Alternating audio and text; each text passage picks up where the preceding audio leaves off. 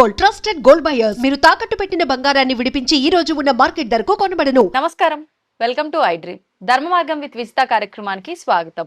ప్రస్తుతం మనతో పాటు ఉన్నారు శ్రీ శ్రీ శ్రీ ఆనంద శివకామేశ్వరి సన్నిధాన వ్యవస్థాపకులు శివకామేశ్వరి ఆనందమయ్య అమ్మగారు. ఇప్పుడు అమ్మతో మాట్లాడి మరిన్ని విషయాలు తెలుసుకుందాం. నమస్కారం అమ్మా. శ్రీమాత్రే నమః.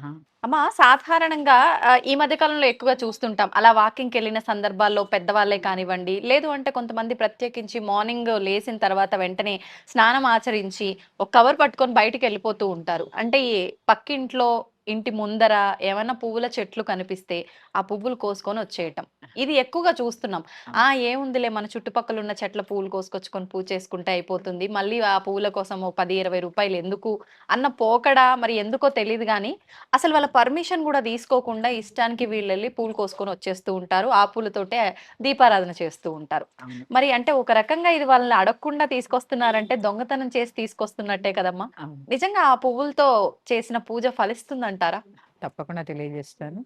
శ్రీమాత్రే నమః. శ్రీ గురుభ్యో నమః. పువ్వులు కోసి పక్కింట్లో పువ్వులు కోసి పూజ చేయొచ్చా? చేయకూడదు. ఎందుకంటే ఒకరి వస్తువుని వారి అనుమతి లేకుండా కోసుకోవడం అనేది దాన్ని ఏమంటారు, దొంగతనంతో సమానమే.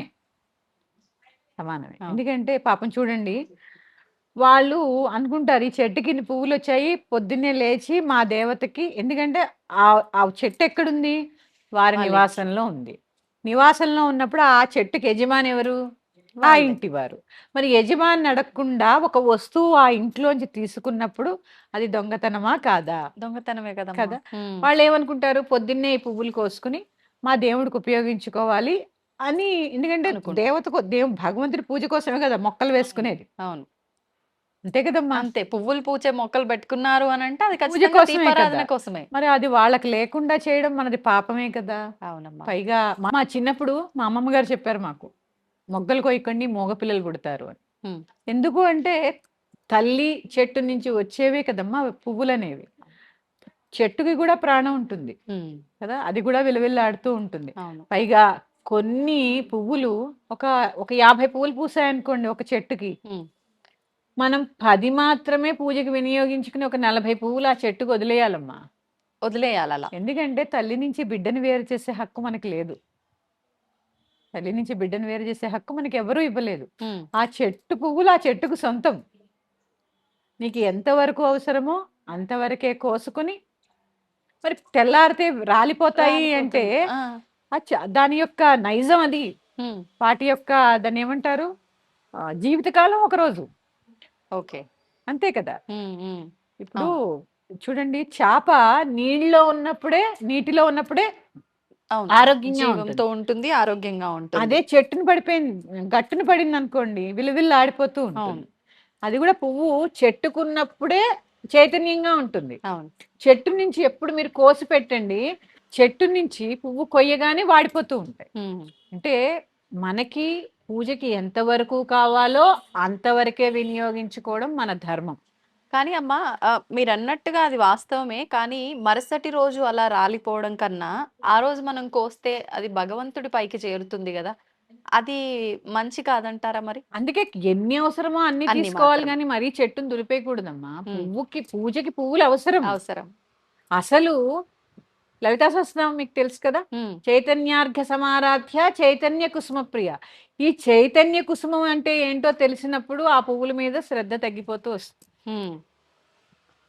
అసలు పువ్వులు ఏంటో తెలిసినప్పుడు చైతన్య కుసుమం నీ యొక్క బుద్ధి, నీ యొక్క జ్ఞానం, నీ ఆలోచనని ఆ భగవంతుడి పాదాల యందు సమర్పించినప్పుడు చూడండి, ఆలోచన ఎప్పటికప్పుడు వస్తూ ఉంటుంది, చైతన్యం. అవును, నీ ఆలోచనలోనే నువ్వు భగవంతుడిని నిలిపినప్పుడు అదే చైతన్య కుసుమం. ఇలాంటి చైతన్య కుసుమాల గురించి మనం ఆలోచించాలని ముందు ప్రాథమికంగా ఈ కుసుమాల గురించి పూజ చేయమని చెప్పారు. ఓకే. ఎందుకు చూడండి, ఒక్కొక్క పువ్వుకి ఒక్కొక్క ప్రత్యేకత ఉంటుంది. అవును, ఇప్పుడు పద్మం తీసుకోండి ఒక ప్రత్యేకత, కదమ్మ వృక్షం తీసుకోండి ఒక ప్రత్యేకత. కదమ్మ పుష్పం అమ్మవారికి ఇష్టం. ఎందుకు ఇష్టం? పిడుగు పడినా కానీ గ్రహించే శక్తి ఉంది, అందుకే ఆవిడ అక్కడ కూర్చుంది. ఎందుకంటే మన బిడ్డలకి ఏ ఆపద రాకుండా కాపాడతాను అని చెప్పడానికే కదంబ వృక్షం ఉంది. అంటే నీ నెత్తి మీద ఎలాంటి పిడుగుపడ్డా నేను ఉన్నాను, నన్ను నమ్ముకో అని చెప్పడం. ఆ. అంతే తప్ప 500 పెట్టి కదమ పుష్పం కొని పెట్టమని కాదు అర్థం అక్కడ. అందుకే అంటే అమ్మా ఎప్పుడు కూడా మనం ధర్మంగానే ఆలోచించాలి పూజ విషయంలో. ఉమ్, ధర్మాన్ని రక్షించు, ధర్మం నిన్ను రక్షిస్తుంది. ఉమ్, ఇది తెలుసుకోండి. ఓకే. అందుకని పువ్వులు ఎన్ని అవసరమో అన్నే కొయ్యండి. గరుడ పురాణంలో కూడా చెప్పబడిందట. ఏమనమ్మా? చాలా మంది ఆ ప్రవచనకారులు కూడా చెప్పారు. ఉమ్, పెద్ద పెద్ద మహానుభావులు మనకి చాగంటి వారు గాని, ఉమ్, గరికపాటి వారు గాని, సామవేదం వారు గాని, ఉమ్. ఎవరైతే పువ్వులు దొంగతనం చేస్తారో వారికి గరుడ పురాణంలో చెప్పారట చాలా పెద్ద శిక్షలు ఉంటాయట. ఉమ్.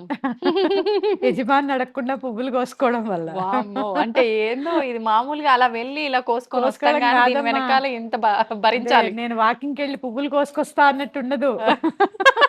అంత తేలిగ్గా ఉండదు. ఆ, మనది కాని వస్తువుని మనం ముట్టుకోకూడదు.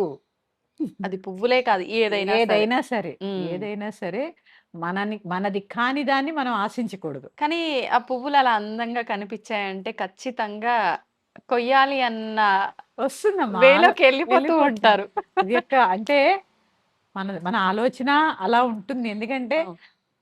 ఆ పువ్వులు కొయ్యాలి, భగవంతుణ్ణి అలంకరించుకోవాలన్న ఆలోచనలోనే పాపం అందరూ అవును. కోస్తుంటా. అవును. అదేదో వాళ్ళు అక్కడ దొంగతనం చేసేయాలన్న ఆలోచన కాదు. అంతే. కాకపోతే పక్క వాళ్ళ వస్తువులు మనల్ని తస్కరించే హక్కు మనకి లేదు. లేదు.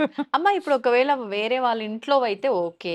లేదు కొన్ని మనకి ఇప్పుడు రోడ్ల పైన స్ట్రీట్ కి ఇరువైపులా ఉంటూ ఉంటాయి. ఆ. అలాంటివి పూజకు అవసరమయ్యే పుష్పాలకు సంబంధించినవి ఉంటే అవి తీసుకొని రావచ్చంట. అది ఎందుకు వేసారని అందం కోసం కదా వేస్తా.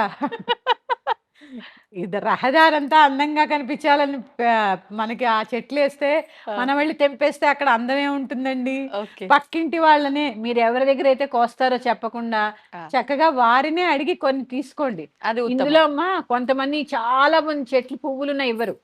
ఇవ్వరు. ఇవ్వరు. వాళ్ళకి దోషం ఉంటుందా మరి? మరి అడిగినప్పుడు ఏ వస్తువైనా ఇవ్వాలి కదా. ఇవ్వండి అన్ని పూలు. మీరు ఏం చేసుకుంటారు? ఒక 100 పూలు ఉన్నాయనుకోండి, ఆ, ఒక 10 మీరు తీసుకోండి, ఒక 10 పంచి పెట్టండి, ఒక 80 పువ్వులు చెట్టుకు వదిలేయండి. ఆ, చెట్టు నుంచి కూడా పూర్తిగా తురిమే హక్కు మనకి లేదు. ఉమ్, ఇవన్నీ చిన్న చిన్న దోషాలమ్మా, చిన్న చిన్న దోషాలు ఇవన్నీ. ఆ. అందుకని పూర్తిగా విచ్చుకొని పువ్వులు పెట్టడం కూడా దోషమే. ఈ పువ్వులు కోసేటప్పుడు కూడా అమ్మ సాయంకాలం అయితే పువ్వులు కోయకూడదు అని చెప్పి అది కూడా దోషము అని చెప్పి ఇలా రకరకాలుగా చెప్తుంటారు కదా. అది వాస్తవమే అంటారా? వృక్షాలు మరి సాయంత్రం నిద్రపోతాయంటారు కదమ్మా. ఉమ్, అవి మనకి మన నుంచి కార్బన్ డైఆక్సైడ్ పీల్చుకుని ఆక్సిజన్ మనకు అందించి అలసిపోయి ఉండి అవి కూడా విశ్రాంతి తీసుకుంటాయి కదమ్మా. తీసుకోవాలి కదా. తీసుకోవాలి కదా. అలాంటి సమయంలో నిద్రపోతున్న సమయంలో వెళ్ళి పువ్వులు తెంపుతానంటే ఎలాగా? ఉమ్, అవన్నీ చేయకూడని పనులని అంటే ఇలా చెయ్యకూడదు అంటే అయినా కనీసం మనం మానేస్తామని చెప్పారు. కానీ మనం అలా ఎందుకు చేస్తాం? చెయ్యొద్దు అన్నదే చేసి చూపిస్తాం. చూపిస్తూ ఉంటాం. ఇప్పుడు అలా తెంపిన మాత్రాన అంటే మళ్ళీ అదేమైనా దోషమా అమ్మ? సాయంత్రం చెట్లు ముట్టొద్దమ్మా. ముట్టొద్దు. ముట్టొద్దు 6 తర్వాత చెట్లు ముట్టొద్దు. ఉమ్, అది అంటే మేము పెద్దల మాట విన్నాం కాబట్టి నిద్రపోతాయి ముట్టుకోకుండా అనేవారు మా అమ్మమ్మలు బామ్మలు. అంతే. ఉమ్, మేము ఎందుకు ఏంటారు అప్పుడు ప్రశ్నించలే. మా మా యొక్క మేము తెలుసుకోవాలన్నప్పుడు ఈ పుస్తకాలు చదివో ఏవి చదివో తెలుసుకున్నాం తప్ప అవి ఎందుకు ముట్టుకోకూడదు మీరు వద్దన్నారు కాబట్టి వెళ్ళి ముట్టుకుంటామని మేము చెప్పలే. ఎందుకంటే కొన్ని కొన్ని సాంప్రదాయాలు మన పెద్దల ద్వారానే మనకు వచ్చాయి. అవునమ్మా. వాటిని గౌరవించవలసిన బాధ్యత మనందరి మీద ఉంది. కొన్నిటికి దాన్ని ఏమంటారు, కొన్నిటికి ఎందుకు అని అడగకూడదు, అడగకూడదు. ఫాలో అయిపోవడమే. ఆచరించాలంతే. అంతే. ఎందుకు అని అంతే క్వశ్చన్ చేయకూడదు. ఉమ్. ఏదైనా మన మంచి కోసమే. అవును. వారు పెద్దలు ఏదైనా చెప్పారు అంటే మన మంచి కోసమే అనే అవును. ఆలోచన మనకున్నప్పుడు ఎదురు ప్రశ్న రాదు. ఉమ్. శ్రీమాత్రే నమః అమ్మ. శ్రీమాత్రే నమః.